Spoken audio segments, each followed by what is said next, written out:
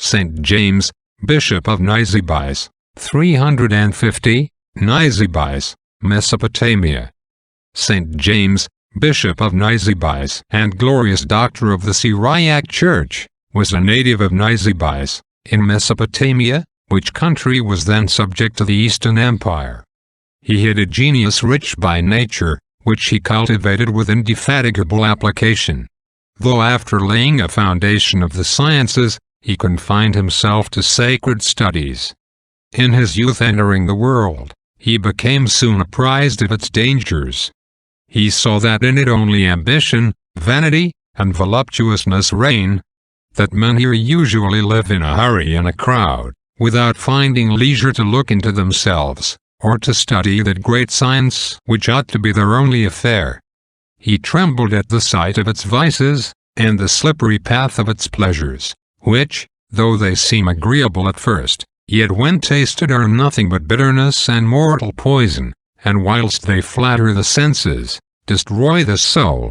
And he thought it the safer part to conquer by flight, or at least, with the Baptist, to prepare and strengthen himself in retirement, that he might afterwards be the better able to stand his ground in the field.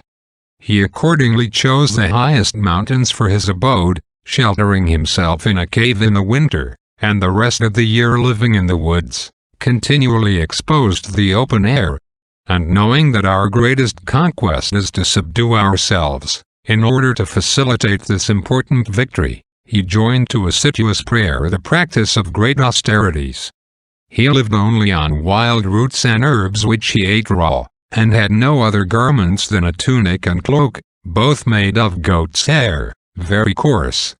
Notwithstanding his desire to live unknown to men, yet he was discovered, and many were not afraid to climb the rugged rocks that they might recommend themselves to his prayers, and receive the comfort of his spiritual advice. He was favored with the gifts of prophecy and miracles in an uncommon measure, of which he gave several proofs in a journey he took into Persia to visit the new churches that were planting there, and strengthen the young converts laboring under grievous persecutions.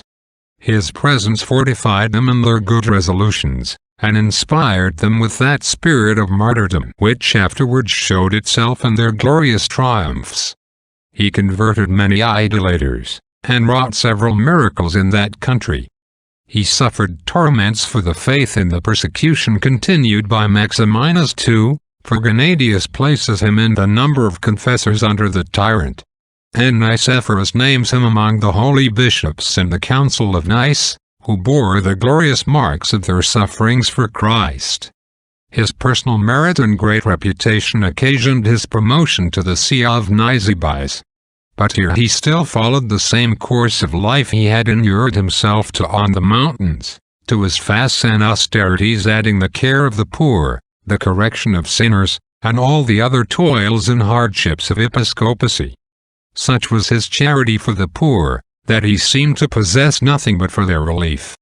In the Acts of St. Miles and his companions, Persian martyrs, it is related that St. James built at Nisibis a very stately church. St. Miles coming into that city was astonished at the majesty of the edifice, and having made some stay there with St. James, returned to Antioch, whence he sent the holy bishop a present of a great quantity of silk for the ornaments of his church. Theodoret relates of him, that one day as he was traveling, he was accosted by a gang of beggars who had concerted a plot whereby to impose upon the servant of God, with a view of extorting money from him on pretense to bury their companion, who lay stretched on the ground as if he had been dead. The holy man gave them what they asked, and, offering up supplications to God as for a soul departed, he prayed that his divine majesty would pardon him the sins he had committed whilst he lived, and that he would admit him into the company of the saints, says Theodoret. As soon as the saint was gone by, his companions calling upon him to rise and take his share of the booty, were strangely surprised to find him really dead. Seized with sudden fear and grief, they shrieked in the utmost consternation, and immediately ran after the man of God, cast themselves at his feet, confessed the cheat, begged forgiveness, and by entreaties and mournful looks pleaded for pity, and besought him by his prayers to restore their unhappy companion to life, which the saint performed, as this grave author assures us. When the heresy of Arius was broached, and began to infect many churches, St. James strenuously exerted himself in defending his church from the contagion, and labored to crush the growing evil. He assisted at the Council of Nice in 325, as Theodoret and Grenadius testify. Likewise at the Council of Antioch held under St. Eustathius, about the year 326. Being at Constantinople in 336, when Constantine commanded St. Alexander, the holy bishop of that city, to leave his see in case he persisted to refuse admitting to communion Arius, who had imposed on that prince by an hypocritical confession of faith, St. James exhorted the people to have recourse to God by fasting and prayer during 7 days. And on the 8th day, which was the very Sunday on which Arius was to have been admitted, the unhappy man was found dead in a privy into which he had stepped to ease nature. The most famous miracle of our Thaumaturgus was that by which he protected the city of Nisibis from the barbarians, as is related by Theodoret both in his religious and ecclesiastical history, by Theophanes, the Alexandrian chronicle, and even by Philostorgius himself, who was a rank Arian, and cannot be suspected of being too favorable to St. James. Sapor too, the haughty king of Persia, twice besieged Nisibis with the whole strength of his empire, whilst our saint was bishop. And the city was every time miraculously protected by the prayers of St. James. Of these sieges the first was laid soon after the death of Constantine the Great, which happened on the 22nd of May, in 337, after that prince had reigned 39 years, 9 months, and 27 days. His valor had kept the barbarians in awe. But upon his demise Sapor came, and in 338 sat down before Nisibis with a prodigious army of foot, horse, elephants, and all sorts of warlike engines. But after continuing the siege 63 days, was compelled shamefully to raise it, and return into Persia. And his army, harassed by the enemy in its march, and exhausted by fatigues, was at length destroyed by famine and epidemical diseases. The Emperor Constantius, when the Persians again invaded the territories of the Romans in 348, by his pusillanimity and misconduct gave them a great superiority in the field. And Carus, elated with success, and enriched by the plunder of many provinces, ventured a second time with an army still much stronger than before to lay siege to Nisibis in 350. His troops having seized all the avenues, and made their approaches with a fury beyond example, he first endeavored to make a breach in the walls by battering rams and mines, but all to no purpose. At length, after 70 days' labor, he caused a dam to be raised at a considerable distance from the city, thereby to stop the river Megdon, which ran through it. This he ordered to be broke down when the water was at its full height, so that the violence with which it beat against the wall of the city made a wide breach in it. At this the Persians rent the air with loud shouts of joy, but deferred the assault till the next day, that the waters might be first carried off, they not being able to make their approaches by reason of the inundation. When they came up to the breach they were strangely surprised to find another wall which the inhabitants had raised behind the former with an astonishing expedition, being encouraged by St. James, who remained himself all the time in the church at his prayers, by which he conquered, like Moses on the mountain. Sapor, marching up to the breach in person, fancied he saw a man in royal apparel on the wall, whose purple and diadem cast an uncommon brightness. This person he believed was the Roman Emperor Constantius, and threatened to put to death those who had told him the emperor was at Antioch. But upon their giving him fresh assurances that Constantius was really there, and convinced that heaven fought for the Romans, he threw up a javelin into the air, out of impotent revenge because heaven seemed to take part against him. Then St. Ephraim, deacon of Edessa and St. James's disciple, being present, entreated him to go upon the walls to take a view of the Persians, and pray to God that he would defeat the infidel army. The bishop would not pray for the destruction of anyone, but he implored the divine mercy that the city might be delivered from the calamities of so long a siege. Afterwards, going to the top of a high tower, and turning his face towards the enemy, and seeing the prodigious multitude of men and beasts which covered the whole country, he said, Lord, thou art able by the weakest means to humble the pride of thy enemies. Defeat these multitudes by an army of gnats. God heard the humble prayer of his servant, as he had done that of Moses against the Egyptians, and as he had by the like means vanquished the enemies of his people when he conducted them out of Egypt. For scarcely had the saint spoken those words, when whole clouds of gnats and flies came pouring down upon the Persians, got into the elephants' trunks, and the horses' ears and nostrils, which made them chafe and foam, throw their riders, and put the whole army into confusion and disorder. A famine and pestilence which followed, carried off a great part of the army.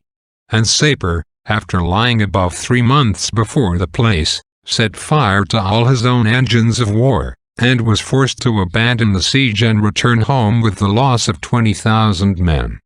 Sapor received a third foil under the walls of Nisibis, in 359, upon which he turned his arms against Amidus, took that strong city, and put the garrison and the greater part of the inhabitants to the sword. The citizens of Nisibis attributed their preservation to the intercession of their glorious patron, St. James, though he seems to have been translated to glory before this last siege. Gennadius says he died in the reign of Constantius, whose death happened in 361. That of St. James is placed by most moderns in 350, soon after the second siege of Nisibis. Gennadius informs us that out of a pious confidence that the saint's earthly remains would be a pledge of his intercession with God for the protection of the city against the barbarians, by an order of the Emperor Constantius, though in Arian, pursuant to an express injunction of his father Constantine the Great, notwithstanding the severe laws to the contrary then in force, the body of St. James was buried within the walls of the city. Julian, the apostate, in 361, envying the saint this distinguished privilege, commanded these sacred remains to be removed without the city.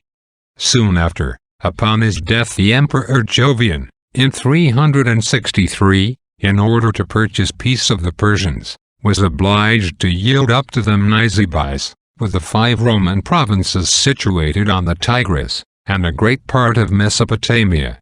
But the inhabitants of Nisibis, who were compelled by Jovian to remove before he delivered up the city, carried with them the sacred relics of this saint, which, according to the monology of the Armenians at Venice, were brought to Constantinople about the year 970. His name is famous both in the Eastern and Western martyrologies. His festival is kept by the Latins on the 15th of July, by the Greeks on the 13th of January and the 31st of October, by the Syrians on the 18th of January, and by the Armenians on a Saturday in the month of December. The last honor him with no less solemnity than the Assyrians, and observe before his feast a fast of 5 days with the same severity with that of Lent. In his office they sing the long devout Armenian hymns, which were compiled in his honor by St. Nisibis, Patriarch of Armenia, the 4th of that name, surnamed of Galicia, who strenuously defended the union with the Latin Church against the Greek Emperor, Michael Comnenus, in the 12th century, and is honored by the Orthodox Armenians among the saints. Amen.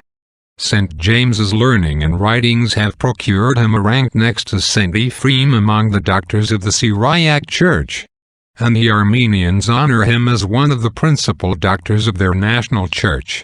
For though St. James was a Syrian, he wrote excellent treatises in the Armenian language for their instruction, at the request of a holy bishop of that nation called Gregory, whose letter to our saint is still extant. In it he promises himself the happiness of paying St. James a visit, and passing some time with him, in order to improve himself more perfectly by his lessons in the knowledge and practice of true virtue. In the meantime he earnestly conjures him to favor him with some short instructions, and teach him what is the true foundation of the spiritual life of faith, by what means the edifice is to be raised in our souls, and by what good works, by what virtues it is to be finished and brought to perfection. St. James complied with his desire in 18 excellent discourses still extant. They are published at Rome in 1 volume, folio, in 1756, in Armenian and Latin, by Nicholas Antonelli, canon of the Lateran Basilic. The visible protection with which God watches over his servants ought to excite our confidence in him. He assures us that his tenderness for them surpasses the bowels of the most affectionate mother, and he styles himself their protector and their safeguard. This made St. Chrysostom cry out, "Behold, I testify and proclaim to all men with a loud voice, and would raise it, were it possible, louder than any trumpet, that no man on earth can hurt a good Christian, nor even the tyrant the devil. If God be for us, who is against us?" says the Apostle. How far otherwise is it with the wicked? They are cast off by their God. They are not his people, not fed or watched over by that special tender providence which he affords his servants. They are a forsaken, abandoned vineyard. 16 He is their enemy, and hath set his eyes upon them for evil, not for good. What rest or comfort can the sinner enjoy who knows he hath an almighty arm continually stretched out against him? Amen. Benedicat vos omnipotens Deus, Pater, et Filius, et Spiritus Sanctus. Amen.